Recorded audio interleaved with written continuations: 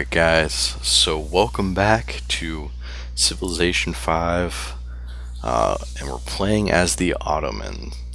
And one thing that we're going to have probably at the beginning of every episode is this demographics, because it's a good way to tell exactly where you are with regards to the standings in the world.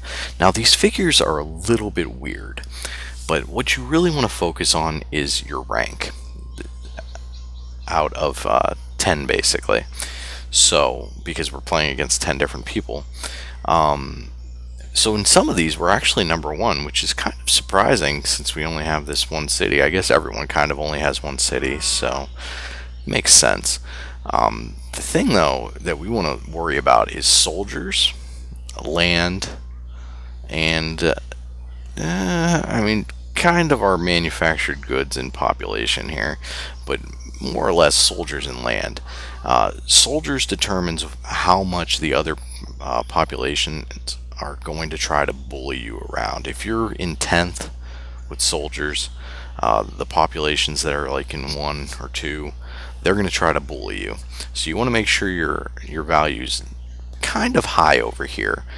You don't want to run away with it too much though and be number one by, I don't know, a ton, because then they'll start calling you a warmonger and the other civilizations will start banding together to take you out, which you don't want that either. So try to keep yourself in a kind of a happy medium. Now you'll notice here that it says we have 12,000 soldiers, but we've really only got these 2 units here, so it kind of doesn't really correspond very well. So who knows what values they're actually assigning to these units. Obviously there's more guys here than there are here, but the important part is kind of the number itself needs to be higher than the other things, and I think it even weighs in a little bit the technology level of your guys. So like say I had a tank and some other civilization had a bunch of warriors, I think my soldier rating might be higher. Yeah, I mean it should be. Warriors aren't really apt to take down tanks, but anyways, let's start moving on, and you can get to that screen. Not up there. Oh, over here. It's one of these here at the demographics right there. But actually I get to it by pressing F9. That's actually how I start recording the video, so it comes up naturally. So it's kind of handy to have anyways, so we'll stick with it. But we're going to hit next turn. I definitely haven't done anything since last time, so we're in the exact same spot. Istanbul should be growing. There we go. We got a second citizen here, and just for the heck of it, let's see where they chose to work. They're choosing this tile, probably because it has truffles on it, but they're not improved yet, so I don't know that that's really the best. Let's see. This says we're going to have the monument in 4 turns. What if we go to here? Still monument in 4 turns. So it's not going to make a huge difference. So yeah, we'll leave it there.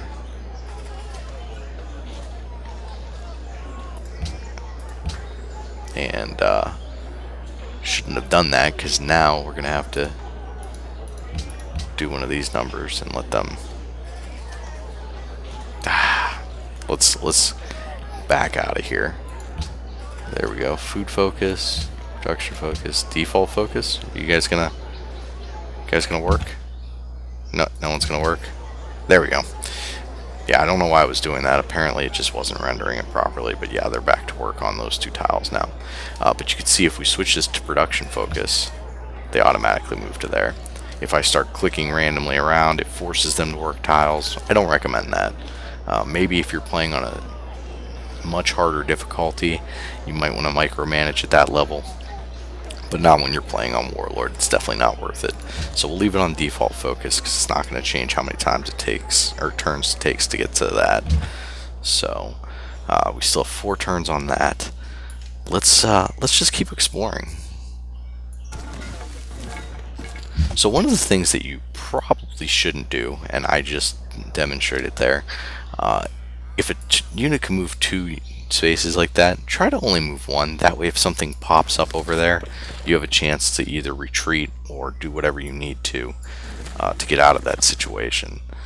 We need to discover what's on this square, because that might be good to put like a base over here or something. Probably not, because there's a lot of tundra there, but it's best not to leave spaces like that undiscovered.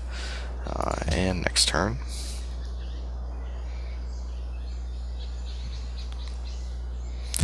If I had to guess where we are right now, I would say Canada. I would definitely say Canada, just by the way this map is panning out. Who knows, I might be wrong, but right now it's definitely looking like this is going to be the coast of the US here, with Florida right down there. And we're playing on a slightly smaller map, so that's why it looks so small. Yeah, I would definitely say this is the US. So let's go over here. And I forgot to go over there, but that's alright. We'll catch that with maybe a different unit. I'm going to have this guy kind of loop around down here. This is actually a really good start location over there too. I think we mentioned that last time. Let's discover this right here. That way, because I definitely think that this is going to be a great place for a base. But we'll go over this way. There we go. There's our runes. And we'll head to that mountaintop. You get better visibility. As you can see, if you go up on mountains, you get 2 visibility. If you're down in a plain, you can't see on the other side of the mountains. So some strategy involved with that. And I see a border here. It's a checkered border, so that means it's a city-state. So let's go over and hopefully make friends with them.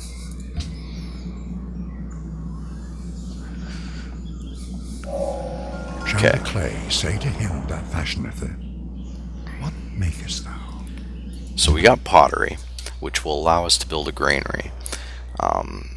Let's choose our next research, and we're going to go to the tech tree like usual. Calendar would be nice for hooking up some of those resources. Animal husbandry isn't going to do much for us just yet. It would give us a trade route, or route, however you want to say it. And it would lead to trapping, which would be very nice. And it leads to the wheel, which is definitely going to come in handy when we get more than one city, because then we could build a road. So it's kind of a toss-up. That's a lot of turns, though, to dedicate to that. I think calendar might be the way to go. That way we can start doing plantations. So let's get calendar first. Then, let's see, can we queue things up? We can. If you hold shift, you can queue things up. So we'll go like that. And that should work out pretty well for us. Constructing a mine would also be very useful for those mountains, but I think we're going to hold off on that. I think this is the way we definitely want to go for now. So let's go ahead and get started, unless this gives us a technology. But it gave us 75 gold, which isn't incredibly useful at this point. But let's keep moving here. Let's move on to this mountain. We're almost at that civilization, or city-state.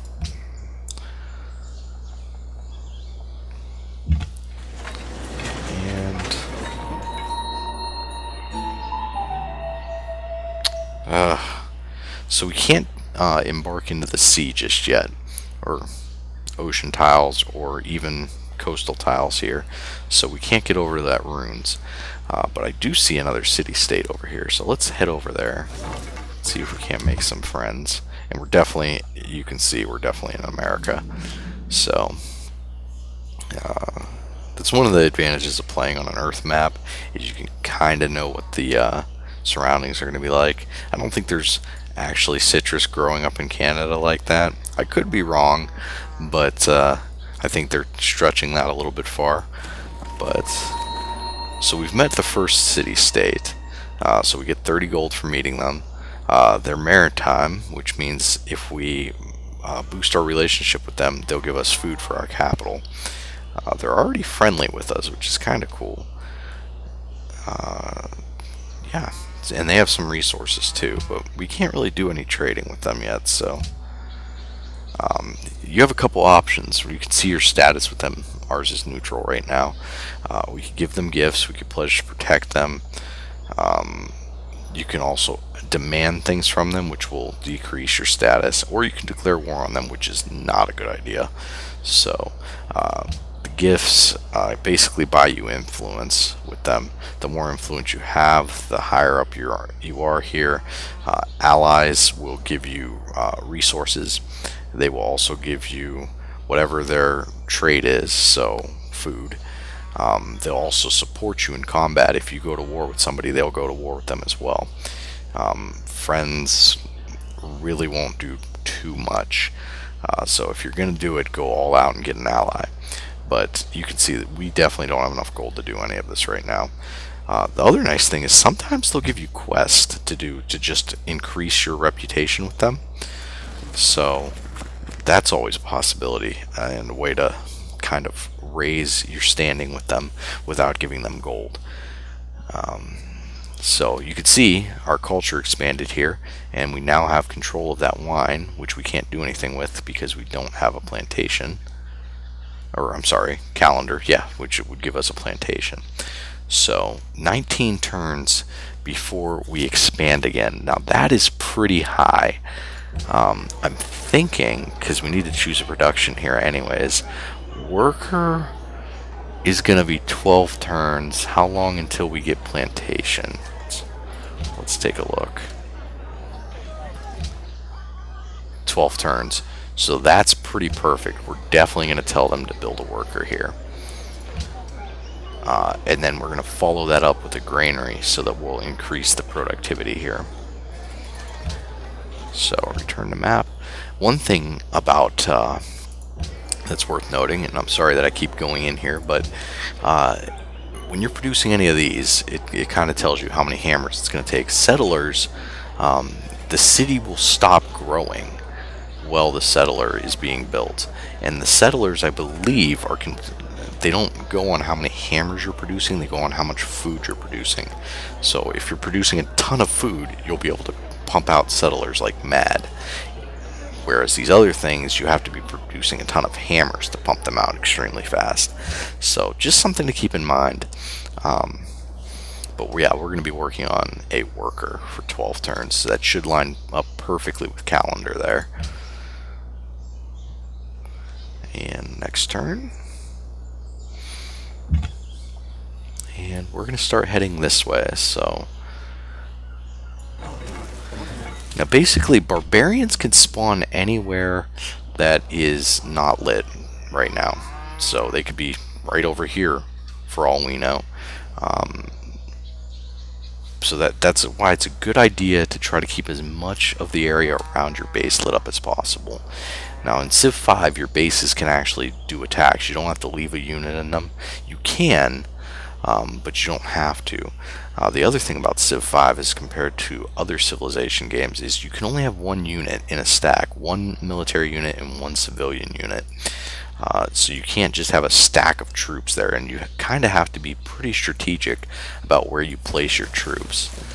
And I don't know why I'm really going up this far into Canada. We know this is all going to be tundra and kind of unusable land, but we'll venture up there anyways. I wish the scout was actually over here since that's all rough terrain. But okay, so we have another policy. Let's go look what we can get. That's going to give us more production. This will give us another settler. That would be pretty good. But also this worker improvement rate would be pretty good. I'm going to go out on a limb and take this though, because we don't have any workers yet. So let's up the production. And then it is going to take 50 to get our next one, and we have 2. So we're getting 4 a turn though, so that's not too bad. Let's keep moving over here. We're going to head into the Midwest and keep going.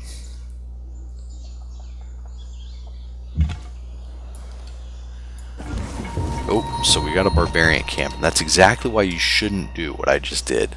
Had I taken my own advice and only moved 1 square here, we would have been in a forest, which is much easier to defend, or we could have actually backed off into the swamp. Instead, we moved all of our turns ended up in a plains, which is very hard to defend. And if they want to, these guys will probably stomp all over us next turn. So we'll see. But yeah, let's go back up here. Kind of want to get a little bit more detail on this city-state and just kind of see what's going on around them, what sort of resources they have, and where they're positioned. But let's go down here because we're probably going to get attacked. It would jump to them anyways if they got attacked, but an unknown civilization has started worshipping a pantheon of gods. Well, that's interesting. That's probably new to this the Gods and Kings expansion, but I'm sure that's probably something that we're going to want to get. So, okay, so they didn't actually attack that turn, so let's get the heck out of here before they do. Now we want to get to here. We could move here, but then their warrior can move 2 spaces across plains. It's kind of unlikely that they will, given that we were just next to their base and they didn't attack us. But like I said, forest is much better to defend it. Having said that, I'm going to move out here just so we're one step closer. We can't actually go into their territory because if we do, it's going to have a negative effect because they're going to think we're invading them. So let's start heading back this way. And we definitely don't want to go through their territory. So yeah, right there. And yeah. So let's see. Hopefully those barbarians don't do anything. They didn't. They stayed there. That's fantastic. Let's see what this runes is. Hey, archery. Fantastic. That is going to definitely change up the way we play a little bit because now we already have archery. So we can go animal husbandry here and then straight into the wheel. We don't have to discover that and waste, I think it was 8 turns on it. So that's definitely a great thing. That saved us a lot. Plus, we can now build an archer for here and probably go take out this barbarian encampment pretty easily. So definitely a good thing. Let's keep heading this way. Okay, so we've got another barbarian encampment, and once again I violated my own rule of not moving your entire unit, all of its squares. What we should have done there was move to this square and then into the forest next to it, but now we're down a turn. Actually though, it might help us, it might be to our benefit, because next turn we can get up on this hill and attack from there. So let's go ahead. Oh, and they just expanded their borders, so we need to get out of there anyways. Yeah, let's get up on this hill. And we'll keep going down this way. I probably should have explored a little bit more up by our base, but I think honestly we've got a couple good locations for bases now. This would be a fantastic one. Let's see. Definitely want to put one here so that if we put a base here, you could transfer units. This is a very nice strategic hard point right here, up and around like where Maine would be, I guess, because you can move units off of the Great Lakes into the actual ocean. So definitely want to put one down there, even if there wasn't any good resources there, which there are. That would be still a fantastic place for base. So let's go ahead and go to the next turn, see what happens. Probably nothing. Yeah, these early turns are kind of slow. There's not too much to actually do. Let's see. So if you hover over them, you'll see what's going to happen here. So they're getting plus 25% terrain modifier and plus 40% for their fortification bonus. We get a bonus versus barbarians, which kind of makes it even out. But we can't just let them sit there. So let's go ahead and attack. And hopefully it'll kind of just even out there. It looks like we might have taken a little bit more damage than them actually. But the nice part about this is they don't heal. We can. So as long as I don't think they'll be able to kill us next turn, obviously, because we're up on that hill. But And I believe we're going to get a bonus because it's forest as well. Yeah, we would. So let's go ahead and next turn this. And we'll go a couple more spaces here, because I want to find out what city-state this is. Cape Town. Maritime. Hostile personality. That's not great. That just means that if we became friends with them, we would lose influence faster with them. So we'd be better off befriending the other city-state that we've already met. So let's see. So we could heal in place. And yeah, we definitely want to do that because we're going to take heavier losses now. So yeah, we'll heal in place. And we'll go next turn. Excuse me. So you can see they're not healing, but we are, so that's fantastic. I think I saw, yep, I did see barbarians here, so we could fire on them with our city. Now, our city's defenses are not that strong right now, but it's better than nothing. So they'll take a little bit of losses. And essentially, we want to head back up and explore this other area that's still unexplored over here. So let's start doing that. We also need to get a unit down here to take out this barbarian encampment before they start causing us too much trouble. We'll get our worker in 2 turns too, so that'll be nice. And then, and you can see we did expand a little bit more, so at least they're running away from our base. That's kind of a good thing at this point. And let's go check on this unit up here. They're almost healed. We'll let them heal one more turn. You can see though, yeah, they're definitely not healing at all, but we are, so definitely a good thing. Alright, keep moving on up. You can't build on mountains or do anything with them, so they're kind of just in the way. They do make for some good defense though. So we've got our worker here. Now you could just automate workers by clicking here, and they'll just go around building whatever they think is best. We're not going to do that. Since we only have 1 worker, we're going to manually take control of them. And we still have 1 turn on calendar, so let's go head over here and hook up this wine. Actually, do we want to do that, or do we want to hook up the citrus? I guess we could work on the citrus. The only problem with that being that's kind of closer to the barbarian encampment. I guess it's not. I guess it's kind of all relative, but let's choose production. We definitely want to produce an archer here. I know we said we wanted a granary, but we definitely want another defensive unit there. That way we can work on taking out that barbarian encampment. Also, we don't want those barbarians harassing our workers, so yeah, you can't really do anything this turn, so go ahead and skip. You should have enough to attack again. Let's go ahead and do that. So, even losses there, but since we healed up, they're definitely at lower health, which is a good thing.